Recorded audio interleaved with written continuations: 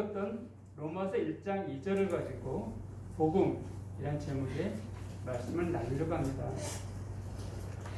몇 주 전에 한 인터넷 카페라는 형제한테 연락이 왔습니다. 자기 카페에 글이 하나 올라왔는데 좀 읽어보고서 좀 반론의 글을 하나 올려줬으면 좋겠다라는 요청이 왔습니다. 그래서 한번 들어가 봤더니 그 내용을 읽어보니까는 구원에 대한 부분을 조금 언급해놨는데 너무 조합하다 그럴까요? 그러니까 이단도 아니고, 이단은 나름의 어떤 체계가 있지만은 너무 좀 이것은 좀 그렇다 할 정도의 글이었음에도 불구하고 사람들이 호응하는 그런 것들을 보게 되어졌습니다. 그래서 제가 짧게나마 좀 댓글로 반론을 좀 펴서 올려놨는데, 이 정도만 하더라도 좀 알아듣지 않을까라고 했었는데 제 글에 또 반론을 좀 제기하더라고요. 그래서 다시 한번 제가 그 내용들을 언급하면서 하나하나 좀 문제점을 제시해가면서 사실 이건 같이 나눌 가치도 없는 것이다 라고 이제 글을 올렸고, 결론적으로는 지금 그 모임에서 이제 나가게 탈퇴했던 것을 듣게 되어집니다. 이제 그 친구가 했던 내용들은 이 부분이에요. 구원을 받았으면은 그에 대한 다 구원받은 것이 아니고, 구원을 받았다고 하는 사람들이 많이 있지만은 이제 그때 믿는다라고 말하지만 무엇이 믿음이냐? 아니, 행위를 나타내보지 않고서 뭘 믿는다 그러느냐? 이것이었습니다. 또 언젠가 제가 언급했었지만 사실 제가 믿으면 결과가 따른다고 분명히 말씀드렸습니다. 우리가 믿으면은 우리가 분명하게 구원을 받게 되어지면은 구원의 삶의 모습이 따라오는 건 사실이에요. 그러나 어떤 삶을 통하여서 그 사람의 구원을 판단하는 것은 매우 위험합니다. 제가 그 전에 톰 라이트 목사의 세관점이 시작되어져 갖고 김세인 목사의 유보적 칭의론을 잠깐 언급하면서 이것의 핵심 무엇인가 하면은 우리가 지금 믿는다라고 말하지만 교회도 나오고 있지만은 끝까지 믿을지 어떻게 하느냐? 구원받기 전까지는, 그러니까 죽기 전까지는 우리의 칭의가 유보되어졌다. 우리가 믿음으로 의롭다는 얻지만은 이것이 유보가 되어진 것이다. 이게 유보적 칭의론이에요. 그러니까 죽을 때까지 잘 믿는 거 봐야지만, 아, 이 사람 정말 믿고 있구나, 이 사람 의롭다는 받은 자이구나, 이걸 안다는 것이에요. 오늘날 교회가 많은 욕들을 먹고 있습니다. 부끄러운이기도 하고, 제 개인적 삶을 보아서도 그런 부끄러운 모습을 보일 때가 없지 않아 있긴 합니다. 그러니까 이런 시대 가운데 있다 보니까는 그리스도의 삶에 대해서 굉장히 강조점을 많이 하게 되어지고, 그러다 보니까는 우리의 구원은 믿음을 받는 것 같지만 실제로는 행함으로 받는 것들처럼 언급하고 가르친 자들이 종종 있다는 것입니다. 지금 믿음 플러스 행함을 말한다는 것이죠. 이제 그 친구한테 댓글 달면서 당신 말하는 것이 구원의 결과로서 행위를 말하면은, 야고보서에 보게 되어지면 행함으로 의롭다고 받지 않았느냐? 야고보 아브라함이 그런가 하면서 근데 사도 바울과 같은 것이다 이것이 라고 했을 때 그건 내가 잘못 알고 있는 것이고, 그럼 제가 네가 말한 그 행함이라는 것이 구원의 결과로서의 행함을 말한다면은 인정하겠지만, 그러나 구원을 말하면서 행위를 말한다 한다면은 잘못된 것이다. 이렇게 언급을 했습니다. 즉 제가 복음에 대해서는 1년에 한두 번씩 전하고 있는데 아마 여러분들이 잘 알고 있을 것입니다. 그럼에도 전하는 이유가 있습니다. 핸드폰을 산 지가 3년 반이 지났기 때문에 이제 좀 구형 기준이 되어졌습니다. 살 때 굉장히 비싸게 샀어요. 그럼에도 불구하고 제가 지금 쓰는 핸드폰을 그 기능을 다 쓰고 있는가? 전혀 그렇지 않습니다. 반도 못 쓸 거예요. 제가 처음 샀을 때 핸드폰이 있습니다. 근데 주로 썼던 것은 문자하고 통화했었어요. 썼던 것은. 지금 쓰는 거, 가장 많이 쓰는 거 문자입니다. 그리고 통화하는 거, 그리고 사진 찍는 거. 이 정도예요. 그러니까 처음 지금 보면 기능이 형편없다 할 수 있겠죠. 그 기능과 지금 핸드폰의 기능과 비교할 수가 없습니다. 그래서 제가 쓰는 용도는 거의 비슷하다는 것이에요. 그럼 무엇이 문제인가? 핸드폰이 문제인가? 아니죠. 제가 핸드폰의 기능을 잘 모르기 때문에 거기 보게 되면 편집하는 기술도 할 수가 있고 뭐 이모티콘도 다양하게 뭐라죠? AI 모델이라고 갖고 만들 수 있는 게 굉장히 많아요. 그러니까 제가 쓰는 것은 굉장히 작은 것밖에 안 되어집니다. 그러니까 제가 원하면은 그런 기능들을 배워서 쓸 수가 있다는 것이에요. 문제는 제가 처음 샀던 그 핸드폰은 제가 원한다 하더라도 사용할 수 없는 것이죠. 기능 자체가 없으니까. 이처럼 우리가 복음을 말함에 있어서도 복음을 정확히 이해하게 되어지면 거기에만 능력의 삶을 살 수가 있습니다. 복음의 능력이 없는 것이 아니라 복음을 알게 되어지면은 우리 살 수 있는 삶들이 풍성하다는 것이에요. 다만 내가 그 복음을 제대로 이해하지 못하고 살지 않기 때문에 그 삶을 살지 못하는 것이에요. 그러니까 저는 이 복음에 대해서 반복적으로 여러분 전하는 책임이 저한테 있습니다. 그 삶을 살아가는 것은 여러분의 책임이라는 것이에요. 복음의 능력이 없다면 전하는 것이 아무 의미가 없겠죠. 복음의 능력이 있습니다. 얼마나 놀라운 능력이 있는가.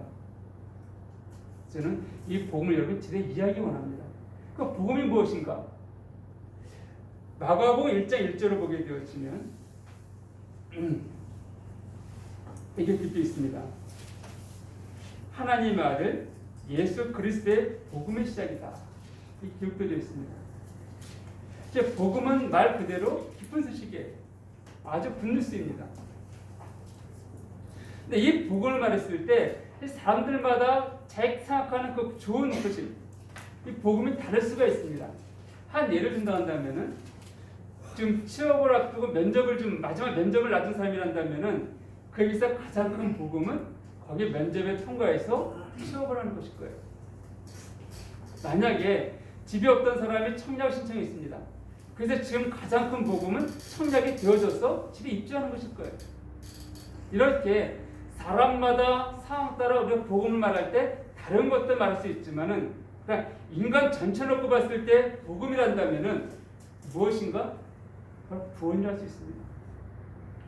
죄로 말미암아 죽을 수밖에 없는 그 인생들이 하나님의 은혜로 말미암아 구원받아 하나님 나라에 들어왔다는 것. 이것은 개개를 떠나서 인간에 주어진 가장 큰 복음이라 쓰는 것이죠. 근데 그 복음에 대해서 성경 뭐라 말하고 있는가? 하나님의 아들 예수 그리스도의 복음의 시작이다 이렇게 말하고 있습니다. 자, 구원을 말하는데 구원이 가장 큰 복음이라고 그러고 있는데 복음의 시작은 누구라고요? 예수 그리스도다 이렇게 말하고 있습니다. 여기서 우리가 오해하는 부분들이 있습니다. 우리가 복음 말할 때 그래 내 죄가 용서함 받아서 난 천국에 들어갈 수가 있어 라고 여기지만은 늘 말씀드리지만 이것은 완전한 복음이 아니에요. 마가복음 1장 15절을 보게 되어지면 이르시되 때가 찼고 하나님의 나라가 가까이 왔으니 회개하고 복음을 믿으라 길이 있습니다. 회개하고 뭐라 그럴까요? 복음을 믿으라. 회개하고 죄사함을 받으라가 아니라 회개하고 복음을 믿으라 길이 있습니다. 회개가 무엇입니까? 죄된 삶에서 돌이키는 거예요. 하나님께 돌이키는 것입니다. 그때 그분께서 우리의 죄를 용서하시고 의롭다함을 주십니다. 근데 여기 보게 되어지면 회개하고 죄사함을 받아서 의롭게 되라 이것이 아니라 회개하고 복음을 믿으라 이렇게 언급하고 있는 것이에요. 그렇다고 한다면은 이 복음은 죄사함과 다른 죄사함보다 위에 있는 것이라고 우리가 이해할 수가 있습니다. 이 복음은 무엇인가? 다시 오늘 본문으로 돌아오게 되었으면 읽었던 말씀이죠. 이 복음은 하나님이 선지자들 통하여 그의 아들에 관하여 성경에 미리 약속하신 것이다. 그의 아들에 관하여 성경에 미리 약속하신 것이다 이렇게 되어 있습니다. 즉 복음은 그의 아들 예수 그리스도에 대한 것이라고 성경은 언급하고 있습니다. 즉 복음을 믿으라 이것은 예수 그리스도를 믿으라는 의미예요.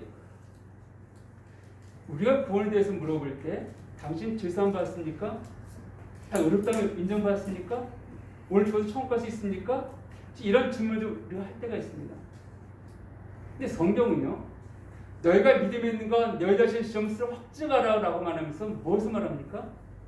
고린도서 13장 5절을 보게 되었으면 너희 안에 예수가 있는지를 확인하는 것이죠. 한번 살펴볼까요? 고린도서 13장 5절입니다. 너희는 믿음 안에 있는 것 너희 자신을 시험하고 너희 자신을 확증하라. 예수 그리스도께서 너희 안에 계신 줄을 너희가 스스로 알지 못하느냐? 그렇지 않으면 너희는 버림받은 자다 말씀하셨습니다. 즉 우리가 구원을 말하고 복음을 말하고 구원을 말할 때 성경은 무엇을 말하고 있는가? 너희 안에, 네 안에 죄사함이 이것이 아니라 예수가 있는가? 네가 오늘 주어 처음 봤을 때 이것이 아니라 네 안에 예수가 있는가? 이것을 말하고 있습니다. 네가 어렵다를 봤다 이게 아니라 정말 네 안에 예수가 있는가? 이걸 말하고 있어요. 우리 이와 같은 모습들을 사도행전 19장에서 다시 한번 살펴볼 수가 있습니다. 사도행전 19장 1절 이하 보게 되어지면 아볼로가 고린도에 있을 때 바울이 윗지방 다녀 에베소에 와서 어떤 제자들을 만나 이르되 너희가 믿을 때 성령을 받았느냐? 이게 질문하고 있습니다. 자, 너희가 믿는다라고 말하고 있는데 그럼 성령을 받았느냐? 우리 예수를 믿으면 구원받습니다. 이러고 말하고 있는데 사도 바로 그 말하지 않았습니다. 너희가 믿는다라고? 그래 그럼 믿으면은 네 삶을 보여줘. 이게 아니에요. 네가 믿는다라고 하면은 네가 어렵다라고 입술의 고백이 아니라 정말 네 안에 예수가 있느냐? 네가 성령이 있느냐? 이걸 물어본 거예요. 즉 복음은 이 구원은 죄사함 이것이 아니라 내 안에 예수가 있는가 없는가, 나와 예수 그리스도가 어떤 관계에 있는가, 이것을 말하고 있는 것을 보게 되었습니다. 그때 이들이 말하죠. 아니 우리 성령이 계신데 듣지 못하겠다. 그럼 너희가 무슨 침례를 받았느냐? 대답하되 요한의 침례입니다. 요한의 침례는 무엇이었죠? 회개를 위한 침례였습니다. 죄를 깨닫게 하고 회개하기 위한 그 침례였어요. 사도 바울이 말했죠. 바울이 이때 요한이 회개 침례를 베풀며, 그래 네가 회개 침례 베풀었어. 네가 죄를 깨달았구나. 돌이켰구나. 근데 그 다음 뭐라고 말하고 있지? 내 뒤에 오신 이를 믿으라 했으니 이것은 예수라. 회개에서 멈추지 말고 무엇을 하라고요? 예수를 믿으라고 말하고 있습니다. 믿으라. 믿는다는 것. 로마 10장 10절 이하에 보게 되어지면 마음으로 믿어 의에 이르고 입으로 시인하여 구원에 이른다 되어 있는데 믿는다는 것은 무엇일까요? 우리 잘 알고 있는 구절이 있죠. 요한복음 1장 12절에 보게 되어지면 영접하는 자, 곧 그 이름을 믿는 자들이 되어 있습니다. 즉 믿는다라고 말하는 것은 바로 예수 그리스도를 영접하는 것, 모셔드리는 것이라고 성경은 말하고 있습니다. 많은 사람들이 나 예수 믿으라고 말하고 있지만 그 믿는다는 그 의미는 바로 예수를 내 안에 모셔드렸다는 의미로 이해하는 받아들이는 사람들은 많지 않습니다. 그러니까 구원을 오해하고 있는 것이죠.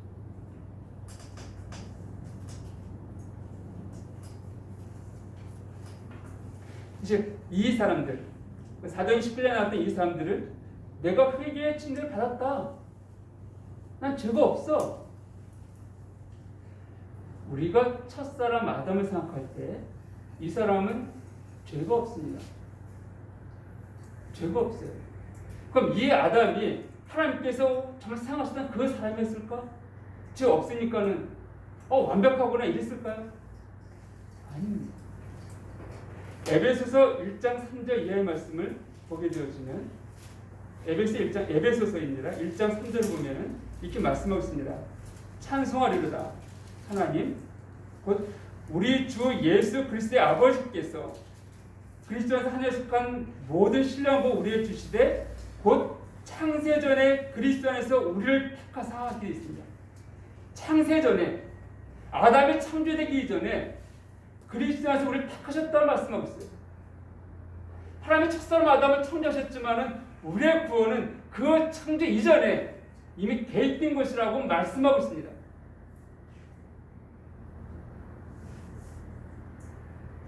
이 계획된 삶은 어떤 삶이었는가? 우리 그 안에 거룩하고 흠이 없게 하시려고 자기의 아들들 되게 하셨다라고 말씀하고 있습니다. 하나님의 아들이 되기 위한, 하나님의 생명을 가진 자로 만들기 위한 계획이 이미 창세전에 있었다라고 말씀하는 것이에요. 단순히 죄 없다?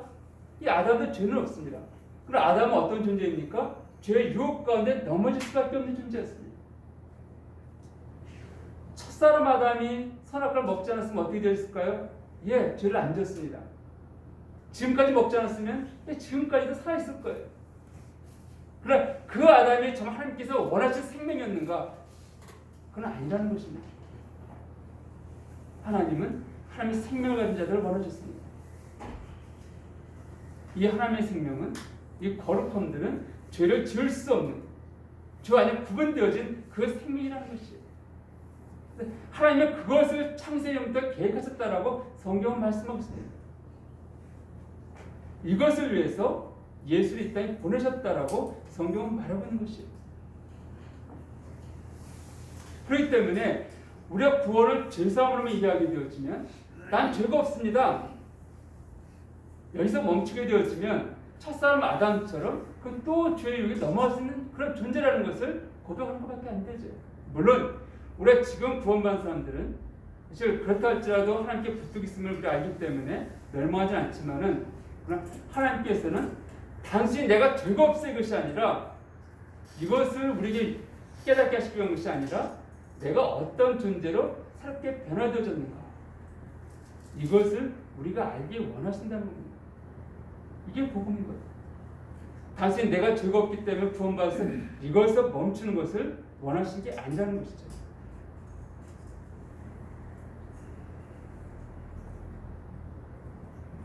근데 하나님은 우리가 우리의 예수를 믿음을 통하여서 이제 그분의 아들로 우리가 변화되어지고, 다시 말씀드리면 우리가 자식은 부모의 DNA를 갖고 태어납니다. 고린도전서 6장 17절을 보게 되어지면 주와 합하는 자는 한 영이라고 성경 말씀하고 있습니다. 이것은 물론 오해하는 다른 이단적인 가르침에서는 한 영이다, 같은 존재가 되었다 이렇게 말하고 있는데 그건 아니에요. 이제 그 앞에 있는 거 보게 되어지면 창기 합한 자는 창기 한 몸이라 표현이 언급되어 있듯이 우리가 주와 앞에 있을 때 같은 성이 우리 안에 소유하게 되는 것을 말하고 있습니다. 같은 생명을 소유하게 되어진 거예요. 예수님께서 성령을 들이시고 이 땅에 오셨습니다. 그 성령이 이제 우리 안에 내주하신다는 거예요. 같은 DNA, 부모의 그 DNA를 자식이 물려받은 것들처럼 우리도 성령으로 말미암아 태어난 존재들입니다. 성경 우리가 새로운 피조물이 되었다라고 말씀하고 있습니다. 이 새로운 피조물은 첫사람 아담과 관계가 없는 두 번째 아담 대신 그리스도와 관계 있고 하나님으로 말미암아 주어진 그 생명을 가진 자로 태어났다 이렇게 말씀하는 것이에요. 이것이 지금 우리에게 주어진 복음입니다. 우리 들려진 그 복음이라는 것이에요.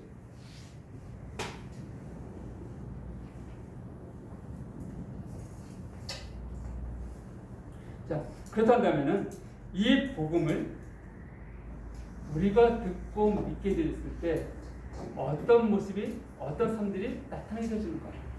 왜 하나님께서는 이 복음을 우리에게 듣게 하셨고 이 복음의 결과는 무엇인가? 짧게 살펴보게 되었으면 첫 번째는요, 우리가 주님을 영접했을 때, 주님 믿게 되었을 때 어떤 일이 납니까? 바로 그분과의 견고한 연합 가운데 들어가는 것입니다. 이것은 우리의 구원이 얼마나 완전하고 안전한지를 우리 가운데 보여주는 말씀입니다. 요한복음 17장 33절을 보게 되었지만 17장 33절에 이렇게 기록되어 있습니다.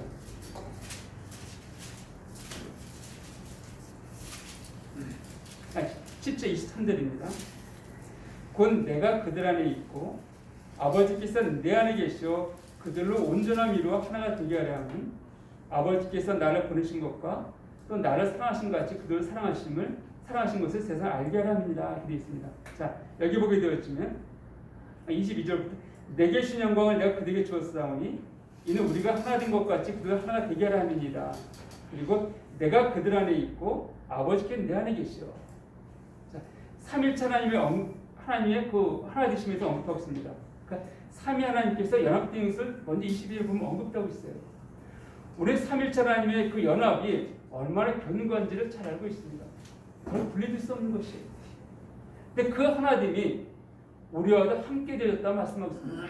이제 그 삼위권 하나이신 예수 그리스도 우리 안에 들어오셨다는 거예요. 하나가 되셨다고 말씀하고 있습니다. 이것은 우리도 하나님과 그 연합 가운데 속한 자 되었다는 것이에요. 왜요? 하나님의 생명을 가진 자 되었기 때문입니다. 이런 연합, 삼위 하나님의 그 연합 관계에 깰 수 없는 것들처럼 그 삼일체 하나님이 연합되어진 우리에게 생명에 대해서 어떤 것들도 빼앗을 수 없다는 것이에요. 어떤 가르침 이런 가르침이 있습니다. 내가 내 자유를 믿어서 구원을 받았기 때문에 내가 내 자유를 갖고 구원을 취소할 수 있지 않느냐, 믿음을 포기할 수 있지 않느냐, 이렇게 가르치는 그 교회들도 있습니다. 근데 여러분, 저 그들에게 묻고 싶습니다. 이 창조 세계 가운데에서 하나님과 능력 있고 강한 자가 누가 있습니까? 아무도 없습니다. 아무도 없어요. 그렇죠? 누가 하나님과 더 능력 있다고 말할 수 있을까요? 그런데요, 그들은 내가 내 의지를 갖고 믿었으니까 내가 내 의지를 갖고 구원을 내가 포기할 수 있어 라고 한다면은, 우리 요한복음 10장에 있는 말씀을 살펴보면서 과연 그들의 가르침들이 얼마나 허망한 것인지를 우리가 상상할 수가 있습니다. 요한복음 10장 28절과 29절을 보게 되었지만, 요한복음 10장 28, 29절입니다. 내가 그들에게 영생을 주노니 영원히 멸망하지 아니할 것이요 또 그들은 내 손에서 빼앗을 자가 없느니라. 그들 주신 내 아버지는 만물보다 크심에 아무도 아버지 손에서 빼앗을 수 없다라고 말씀하고 있습니다. 자, 아무도 아버지 손에서 빼앗을 수 없다라고 성경 말하고 있습니다. 근데 그들은 뭘 말합니까? 내가 믿었으니까 내가 포기할 수 있어. 아버지가 날 붙들겠다 할지라도 내가 그 붙든 걸 포기하고 내가 빠져나갈 수 있어. 이런 거잖아. 그렇다 한다면은 하나님이 붙잡고 있음에도 불구하고 그 붙잡은 걸 뿌리치고 나갈 수가 있다? 하나님보다 내가 더 강한 자라는 고백 아닙니까? 이런 고백을 한다면은 그런 처음부터 이 구원과는, 이 복음과는 관계가 없는 자다라고 단호하게 말할 수 있다는 것입니다. 성경은 분명히 말합니다. 아무도, 내 아버지는 만물보다 크심에 아무도 아버지 손에서 빼앗을 수 없다라고 말씀한 것이에요. 근데 로마서 8장에 보게 되었지만 내가 확신하노니 사망이나 생명이나 능력이나 높음이나 깊음이나 다른 그 어떤 것이라 할지라도 우리를 우리 주 예수 그리스도 안에 있는 하나님의 사랑에서 끊을 수 없다라고 아주 분명하게 말씀하는 것을 보게 되었습니다. 우리의 구원은 이러한 것이에요. 우리가 복음을 믿을 때, 예수를 영접하게 되었을 때 우리 그분과 이미 하나가 되어졌습니다. 그래서 우리의 생명은 예수 그리스도 안에 감춰져 있다라고 골로새서에 보게 되어지면 언급된 것을 알 수가 있습니다. 누구도 할 수 없다는 것이에요. 두 번째로는 우리가 이 복음, 주님 영접했을 때 어떤 성령이 나타나는가? 바로 그리스도의 사귐입니다. 고린도전서 1장 9절을 보게 되었지만 이게 들떠 있습니다. 너희를 불러 그의 아들 예수 그리스도 우리 주와 더불어 의지하게 하시는 하나님은 미쁘시다. 이게 들떠 있습니다. 자, 너희를 불러 그의 아들 예수 그리스도 우리 주와 더불어 의지하게 하시는 하나님, 사귐을 갖게 하시는 하나님. 이와 비슷한 내용은 성경에 많이 있는데 요한일서만 한 번 더 보겠습니다. 요한일서 1장을 보게 되었지만, 요한일서 1장의 3절을 보게 되었지만 우리가 보고 들은 바를 너희에게도 전함은 너희를 우리와 사귐이 있게 하려 함이니 우리의 사귐은 아버지와 그의 아들 예수 그리스도와 더불어 누립니다. 자, 사귐을 갖게 하기 위해서 그저께 하시기 위해서 불렀다라고 성경은 말하고 있습니다. 이 말씀은요, 우리가 그리스도를 영접하게 됐을 때 우리의 삶 가운데 점점 성숙한 삶을 자라나는 것들을 우리 보여주고 있습니다. 무슨 말인가 하면요, 오늘 아침에 제 아내랑 잠깐 얘기하면서 어떤 일들 때문에 참 닮아간다라고 표현하면서 같이 웃은 적이 있었는데, 부부는 함께 살다 보면은요, 의도하든 의도하지 않든지 간에 서로 닮아갑니다. 그래서 본인들은 모르고 있지만은 어느 사람들이 나중에 누가 보면서 참 두 분이 많이 닮으셨네요라는 말을 가끔 들을 때가 있습니다. 뭐 외모점에서 그런 부분들이 없잖아 있지만은 그의 사고방식이나 어떤 모습에 있어서 나타나는 것이에요. 또 내 친한 친구들도 마찬가지입니다. 정말 친한 친구랑 오랫동안 함께 있다 보면은 나도 모르게 그 친구 어떤 모습들을 내가 하게 되어지고 또 그 친구는 나한테 뭔가 배우는 것들이 있다는 것이에요. 그래서 우리가 사자성어로 유삼정이라는 말이 있죠. 같은 무리끼리 모인다는 의미인데 서로 닮아가는 것도 우리가 볼 수가 있습니다. 왜요? 같은 생활을 나누다 보니까는 처음에 많이 달랐던 것들이 함께 생활하고 공유하다 보니까는 닮아지는 것이에요. 마찬가지로 우리 그리스도가 우리 안에 계십니다. 근데 단순히 계신 게 아니에요. 성경에 보게 되어지면 사귐을 갖게 하기 위해서 계시다라고 말씀하고 있습니다. 우리가 단둘이 낯선 사람과 단둘이 있게 되어지면은 처음에 어색하지만은 그것이 하루 이틀 시간이 지나고 한 달, 두 달 지나다 보면은 낯선 사람들도 서로 이제 인사하게 되어지고 대화를 하기 시작하게 되어지고 하면서 점점 친해지고 가까워지게 되어집니다. 그래서 생각들이 공명이 되어지죠. 예를 무인도에 떨어진 사람이 난다면은 처음에는 낯선 사람을 경계하다가 점점 가까워지면서 어떻게 탈출할 수 있겠는가? 이런 것도 공명이 되어지고 어떻게 살아왔는지 인생 꿈은 무엇인지 이런 물어보면서 또 서로 나누게 되어집니다. 하물며 예수 그리스도는 어떤 분이십니까? 나를 가장 사랑하신 분이십니다. 나를 위해서 당연히 생명까지 내어놓으신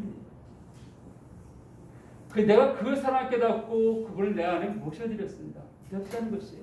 그럼 사랑하는 사람과 함께 있게 된 그 시간, 얼굴만 서로 보고 뻑뻑 눈만 보고 있을까요? 그렇지 않을 것입니다. 그분이 나와 함께 있단다면 수시로 그분과 많은 시간들을 공유할 수밖에 없습니다. 제가 신앙 구원받고 나서 얼마 안 됐을 때 읽었던 책이 있습니다. 그 책의 제목은 예수라면 어떻게 하실까라는 책이었습니다. 근데 내용은 좀 기억이 안 나요. 그러나 책 제목이 내용을 대변한다라고 말씀드릴 수 있습니다. 혹시 그 이후로 제가 어떤 것이 있을 때마다 항상 주님은 어떻게 하실 거라는 생각들을 의도적으로 하기 시작했습니다. 그럼 물어볼 시간들을 좀 많이 갖게 됐었고,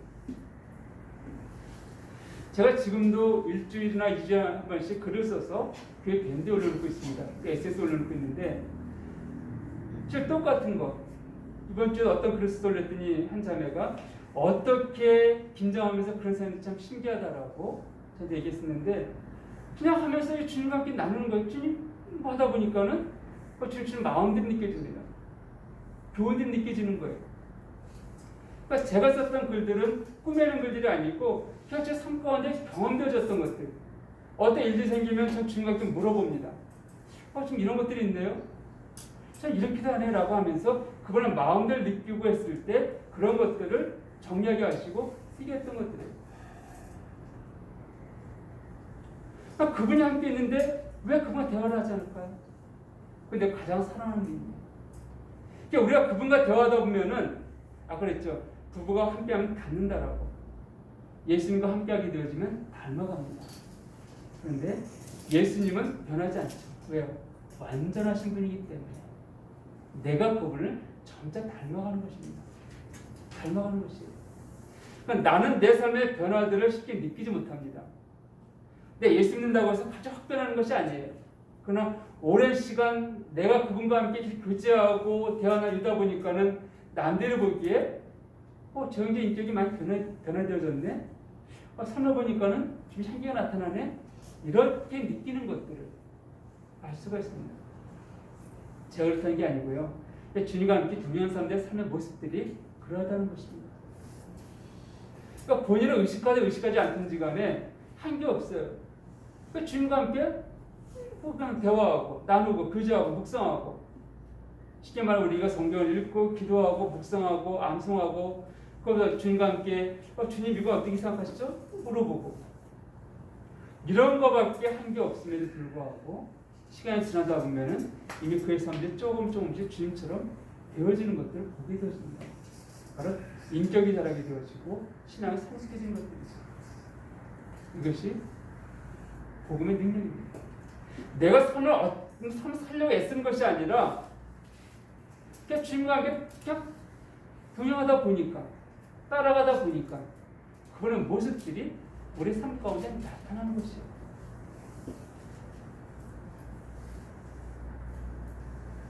세 번째로 이 복음의 삶은 무엇인가? 바로 왕되심입니다. 이것은요, 우리의 고백이자 우리의 삶의 모습이기도 합니다. 요한복음 1장 12절을 말씀드렸는데, 요한복음 1장 11절을 보게 되었지만 예수님 오신 목적이 언급되어 있습니다. 우리가 많은 분들이 암송하는 구절을 얘기했는데 1장 11절을 보게 되었지만 자기 땅에 오매 자기 백성이 영접하지 아니하였으나 이렇게 되어 있습니다. 자, 자기 땅, 자기 백성, 누굴 말한다고요? 이게 말할 수 있는 사람은 왕만이 말할 수 있습니다. 왕이기 때문에 내 백성, 내 땅 이렇게 말할 수 있는 것이에요. 그래서 자기 땅에 왔으나 자기 백성 영접지 아니하였으나 영접하는 자, 곧 그를 믿는 자들, 영접한다면 무엇을 영접한다는 것이에요? 왕으로 영접한다는 것입니다. 왕으로 오셨잖아요. 그러니까 믿는다라는 것은 그분을 내가 내 인생의 왕으로 모셔드리는 것을 말하고 있는 것이에요. 예수님께서요, 우리가 예수님께 십자가에 달리신 이유를 물어볼 때 많은 사람들이 말합니다. 우리의 죄를 위해서 죽으셨습니다. 십자가에 달리셨습니다. 이렇게 말합니다. 그런데요, 그는 예수 십자가에 달리신 그 이유를 정확히 알고 말한 고백은 아닙니다. 완벽한 고백은 아니라는 거예요. 단순하게 그분께서 우리의 죄를 없애기 위해서 위하시긴 한다면은, 그리고 아담처럼 그런 게 죄 없이 살 수 있는 인생으로 원하셨다란다면은 굳이 십자가에 달리지 않아도 가능했다는 것입니다. 사도 바울은 자기의 의는, 율법을 자기의 의는 큰 거 없다고 하고 있습니다. 언제부터 말씀드렸지만 사도 바울은 거짓말 쓰는 사람인가? 아니에요. 근데 율법은 자기가 흠이 없는 자라는 거예요. 죄를 안 지었다는 개념이 아니라 이미 죄를 지었다 할지라도 구약에 있던 그 방법을 통하여서 용서받았다. 그러니까 자기 양심은 꺼리낌이 없다. 하나님 앞에서 이렇게 말하고 있습니다. 하나님이 이스라엘 백성들을 선민 택하신 것들처럼 이렇게 택하실 수 있다는 것이 어렵게 칭할 수 있습니다. 그리스도의 죽으심이 없어도 이 일이 가능하다는 것이에요. 근데 그분께서는 죽으셨습니다. 이건 단지 우리의 죄사함만을 위한 것은 아니라는 것이에요.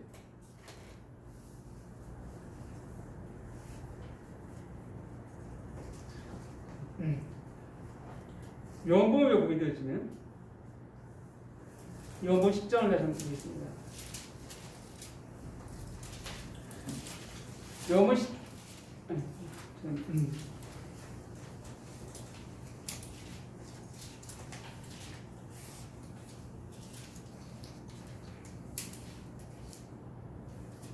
제가 지금 요한복음 10 잠깐 좀 구절 하나 좀 제가 여기 보게 되어지면 예수님이 이렇게 말씀하시면 나는 요한복음 10장 맞네요. 제가 지금 착각인데 10장 17절과 18절을 보게 되어지면 내가 목숨을 버리는 것은 그것을 내가 다시 얻기 위함이니 이런 말미암아 아버지께서 나를 사랑하시느니라. 이를 내게서 빼앗는 자가 있는 것이 아니라 내가 스스로 버리노라. 나는 버릴 권세도 있고 다시 얻을 권세도 있다 이렇게 말씀하십니다. 자, 예수님께서 목숨을 버리시는 그 이유가 무엇이라고요? 내가 그걸 다시 얻기 위함이다 이렇게 말씀하는 것이에요.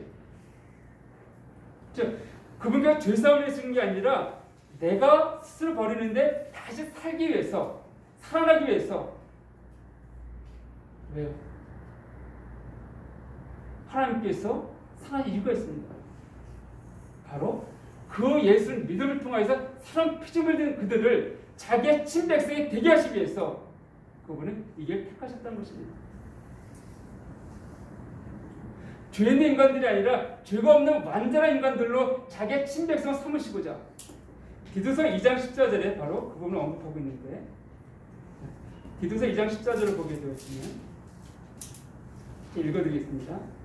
그가 우리를 대신하여 자신을 주심은 모든 불법에서 우리를 속량하시고, 그렇죠? 우리 깨끗하게 하사 선한 일을 열심히 하는 자기 백성이 되게 하려 하십니다. 그 말씀하고 있습니다. 우리의 죄를 위해서 자신을 직접 내어주심은 모든 불법에서 우리를 속량하시고 깨끗게 하시고, 그리고 이제는 그런 자들로 하여금 선한 일을 열심히 하는 자기 백성, 하나님의 백성이 되게 하시기 위함이라고 말씀하고 있습니다. 죄사함 문제가 아니라 우리 다시 새롭게 태어난 그 인생들의 왕이 되시고자 주님은 당시의 생명을 이 시대에 내어놓으신 거예요. 그래서 우리가 복음을 믿는다고 했을 때 바로 이분의 왕 되신 줄 우리가 고백하고 인정하는 것입니다. 그분께서 내 인생의 왕이 됐을 때 우리가 이 세계를 바라보게 되었지만 많은 통치자들이 있습니다. 물론 그 중에는 훌륭하게 한 사람들도 있지만 형편없이 한 사람들도 있어요. 어떤 통치자가 한 나라의 왕이 되어지고 대통령이 되어지냐에 따라서 그 백성의 삶들이 풍요롭기도 하고 형편없기도 합니다.